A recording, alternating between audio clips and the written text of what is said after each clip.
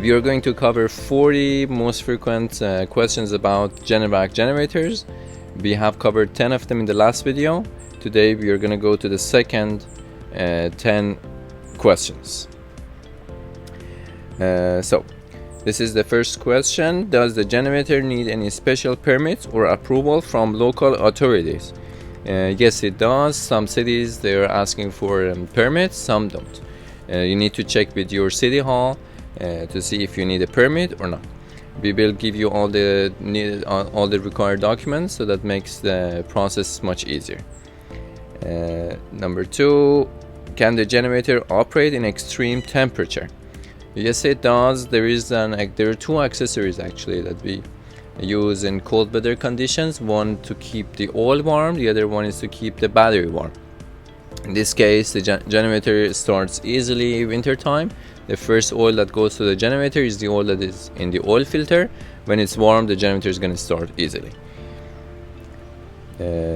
Third question, how fuel efficient is the generator? Explain fuel consumption.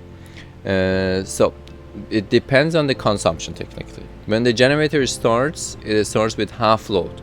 So let's say this unit is a 26 kilowatt. When it starts, it's consuming the amount of gas to operate to provide 13 kilowatt.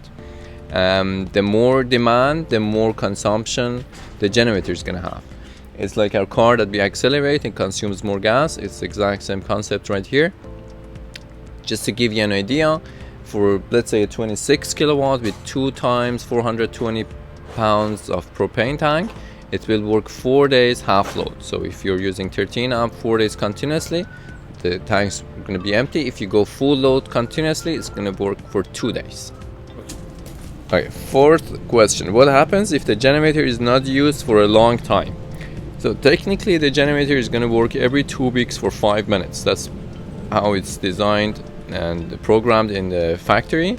What we do, we will set it for every other Monday at 10 o'clock. It works for 5 minutes by itself and goes off.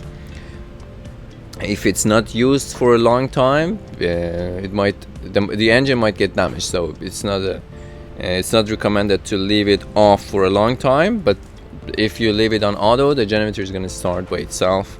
It doesn't interrupt the power at the house. It just goes on by itself and then goes off. Fifth, what happens if the generator is overloaded? So if the generator is overloaded, the generator is going to go off. To protect itself, it's going to stop itself. Do the calculation before doing the installation so that it doesn't get overloaded. That's our job technically. But if your generator is overloaded, it's going to go off. You need to go outside and reset the generator. How does the generator, so this is number 6, how does the generator handle varying power needs throughout the day? Yeah, so as I described before, generator is going to monitor the load, and based on the load will adjust the throttle, and then the amount of gas that is going to the generator to the engine is going to be different. So the generator does it by itself so that it provides 60 Hz 12240 continuously. So 7th question, can the generator run in parallel with another generator for extra capacity? No, either we have one generator or hydro. It's not recommended to have two more sources other than hydro going through the house, feeding the house. Number 8, what is the best location around the house to install the generator? Every house is different, so we will do the visit to find the best location for the customer. Number 9, how much time does it take to switch back to the grid after power restoration? The generator is going to transfer switch technically. It's going to wait 30 seconds, then it will switch to hydro to see if there is any fluctuation. If the hydro is reliable, then it will switch back to hydro. Generator will cool down for 1 minute and stops itself, and it's going to be ready to run for the next power failure. The last question for today, for this video, is does the generator have an alarm system for maintenance needs? Yes, so technically there is a timer in there that goes on every year.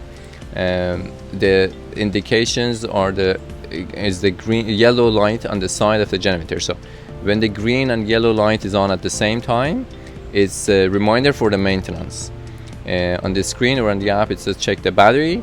It's not 100% about the battery, it's just a reminder that you need to do the maintenance on it. So that would be all for this video. We are going to go through next 10 questions in the next video.